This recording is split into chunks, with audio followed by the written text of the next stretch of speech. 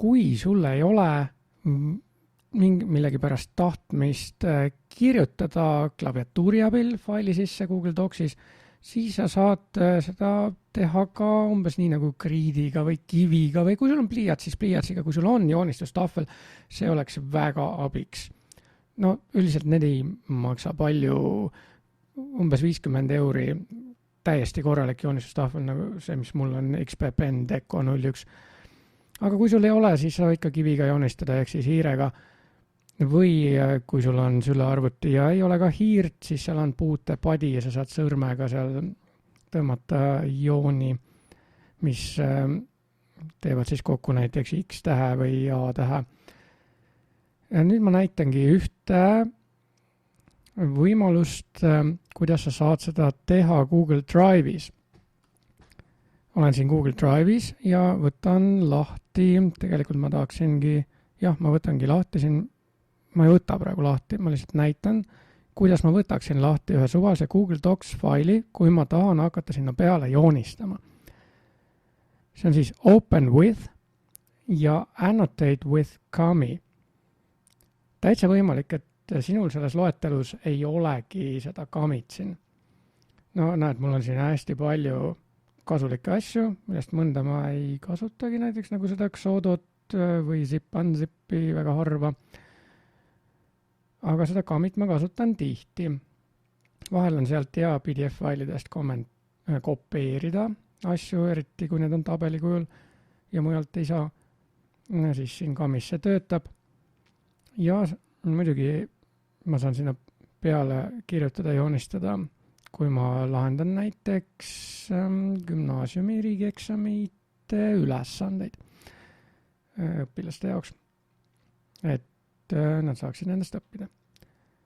Aga ühesõnaga, kui sul ei ole siin loetelus, siis ma näitan, kuidas see sinna saada, sest et Eerol ka ei ole. Open With ja tal on ainult Google Docs siin. Ei olnudki tervet pikka loetelu. Aga tegelikult ma ei tahtnud seda faili lahti võtta, sest selle faili puhul ei ole väga midagi joonistada, aga okei, ma siiski võtan. Nii, mul tuleks nüüd võtta New ja jälle hakkab see siin nüüd joblama oma mingite New folderitega. Tuleb see loetelu lahti ja lähen alla More. Tuleb jälle üks loetelu lahti ja siit ma valin kõige alumise Connect More Apps. Digiõppes me oleme seda vist korra juba teinud mingisuguse asja jaoks. Ja näiteks, ma ei mäletagi mille jaoks. Igatahes vajuta Connect More Apps. Ja nüüd siia otsingu kasti kirjutad Kami. Ja ta pakubki välja Kami PDF and Document Annotation. See on see. Klikid siia peale ja vajutad Install. Continue. Tahab veel kinnitust, et see oled ikkagi sina. Ja siis on sellel veel hunnik ligipääsuõigusi vaja. Paned allow.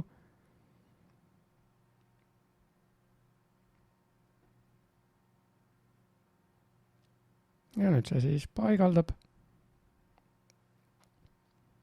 Huvitav millegi pärast see näitab ikkagi veel. Install. No, vajutan uuesti. Mis nüüd juhtub? Nüüd ta ei küsi enam midagi. Võiks ju juba ära olla paigaldanud selle.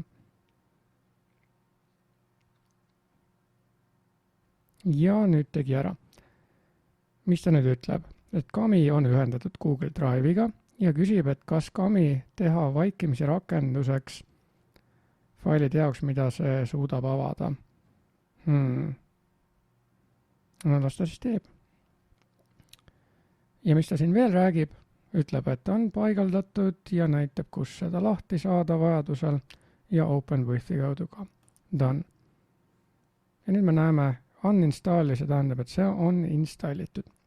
Panen siit X-ist kinni ja nüüd, kui ma klikin sellele failile siin, ma võtan selle teise faili lahti. Ma ei taha originaalfaili muuta. Siis Open With ja nüüd on mul siin loetelus ka Annotate With Kami. klikin siia. Tegelikult see on rohkem PDF-failide jaoks, aga Google Docs failidega toimetab see ka suurepäraselt. Ja kuigi ma paigaldamise ajal juba logisin sisse, olin ka enne sisse logitud, ma arvasin, et ta tahab praegu ka, et ma sisse login, aga ei tahagi. Nüüd ta tahab teada, et mille jaoks ma Kamit kasutan, mille jaoks sina siis kasutad. No mille jaoks ma kasutan, mis see K12 on, kas see on siis meie kool? No ilmselt ta on, hea küll, las ta olla siis. Ja kes ma olen siis? No Eero on student näiteks. Ja finish. Ma ei tea, mille jaoks ta neid andmeid kogub, võib-olla enda statistika jaoks. Kui sa tahad, võid Kami tutvustava video ära vaadata, huvitav, mis ta siin näitab, ma ei ole seda kunagi vaadanud. Et saad sellega muuta PDF-faile ja samal ajal seda teha koos teistega, need teised näevad ka sinu muudatusi reaalajas, nii nagu Google Docs failis. Saad markeerida siin erinevaid tekstiosi, saad läbi tõmmata ja üle kirjutada. Samuti saad sinna teksti peale lugeda. Ma ei ole kindel, et see toimib tasuta versioonis. Ja siis sa saad peale joonistada ja see ongi see osa, mida meie hakkame kasutama. Praegu sa näed seda videot küll hästi väikeselt ja minu peale lugemise tekstiga, aga sa võid selle ise ju suurelt läbi vaadata.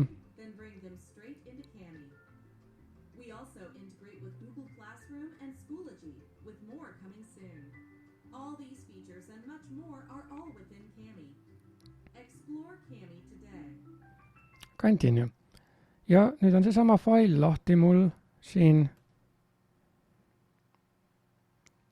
Kamis. See osa, mis meid eelkõige huvitab, on see drawing osa siin. Ja siit sa saad valida värvi, mis värvi sa tahad, et pliiats oleks. Ja samuti joone laiuse saad siit ära määrata ja läbipaistvuse. Noh, kui ma tahan näiteks, teeme punased jooned kuskile ümber, siin ma kohe näen, et õpilasel on midagi valesti märgitud, siis ma teen punase märke ümber. Aga sa saad siia ilusasti juurde kirjutada, noh, ütleme 0 ja õun. Ja see kõik jääb siia sisse alles. Mis sa veel teha saad, kui sa tahad, võid mingid kujundeid siia juurde joonistada. Kustutust saad ka kasutada, aga minu meelest seda ei, seda saab siit kasutada, jah. All annotations, drawings and shapes, okei.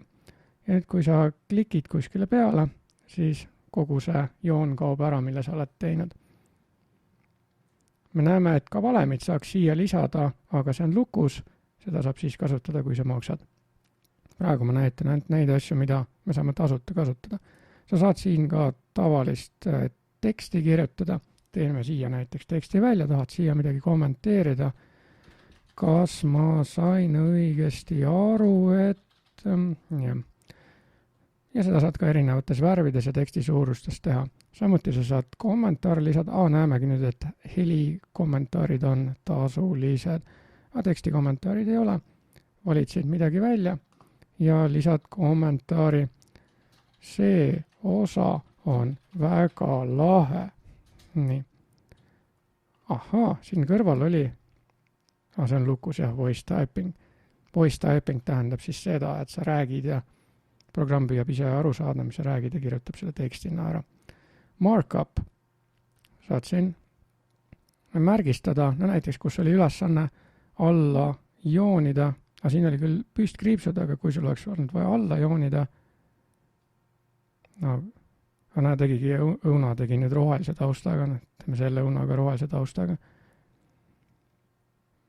Ja see on mingi box highlighter ja siis on see osa, kus sa saad midagi läbi tõmmata, no seda sul ilmselt ei ole vaja teha. Seda hakkaksin mina tegema siis, kui sa oleks midagi valesti teinud, võib-olla. Noh, joonised alla tõmmata, eks sa saad ise mängida siin nende asjadega ja select tekst, huvitav hand tool, mis sellega teha saab. Hand tooliga sa saad lihtsalt üles alla lohistada ja mida sa noolega teha saad neid oma kujundeid ka ringi nihutada. ja nüüd ma näitan seda, mis juhtub siis, kui sa selle kinni paned. Ta salvestab automaatselt, seda sa näed siin üleval ka. Kui sa ei ole kindel, siis vajuta siin save. Panengi selle korraks kinni ja ma võtan selle sama faili nüüd lahti topelklõpsuga Google Docsis. Ja Google Docsis loomulikult mitte ühtegi minu annotatsiooni, mis ma kamis tegin, näha ei ole. Neid näebki ainult kamis. Nii et ma võtan nüüd uuesti selle kamiga lahti ja kami on enda andmebaasi salvestanud selle faili sisse tehtud muudatused ära ja seetõttu me neid näeme. Kohe siis paistab, kas mul oli õigus. Vahel kami võtab väga kaua lahti ja näemegi, et kõik, mis me siia tegime, on alles. Ja loomulikult me saame kasutada ka Ctrl-Z ja kas Ctrl-Y või Ctrl-Shift-Z kombinatsioone, et võtta tagasi eelnevat toimingut või siis taastada, korrata või teha uuesti seda, mis juba oli tehtud. Samuti, siin saad määrata, kas see menüü on sul vasakul või paremal, nii kuidas tahad, mulle meeldib, et ta on vasakul. Ja ütlesi, kui sina siia midagi kirjutad ja mul on selle faili link olemas ja ma võtan selle ka kamis lahti, siis ma näen ka sinu tehtud muudatusi ja kui ma parasjagu samal ajal sinna kirjutaksin, siis sa näeksid neid ka. Ja selles suhtes on see kami väga lahe töövahend, mida me saame kasutada. Meil ongi mõned sellised harjutused, kus seda on kindlasti vaja. Ma näitan ühte sellist. See peaks olema näiteks see ülesanne siin. Ülesannete komplekt, võtan selle kamis lahti. Need on need ülesanded, mille kohta ma ei ole tabelit koostanud, vaid ma olen need ülesanded võtnud mujalt. Muidugi Google Docsis sa ei saaks siia vahele kirjutada. Google Docsis sa peaksid näiteks uue lehekülje looma ja sinna siis kirjutama, kui sa tahaksid sinna kirjutada. Aga siin, ma võtan mustalt, saad kohe siia sisse kirjutada. Okei, võrdub, millega ta siis võrdub. Miinusmärk läheb ette, eks ole. Nüüd vaatame üle kordajad 81 ja 9, jagame läbi, saame 9 ja palju uusid järele jääb. U korda U kuubis on U neljandas, jagatud U on U kolmandas. Võt niimoodi. Saad siia mugavalt kirjutada, kui sul on pliiats, aga võid ka kiviga kirjutada ja automaatselt salvestab ära.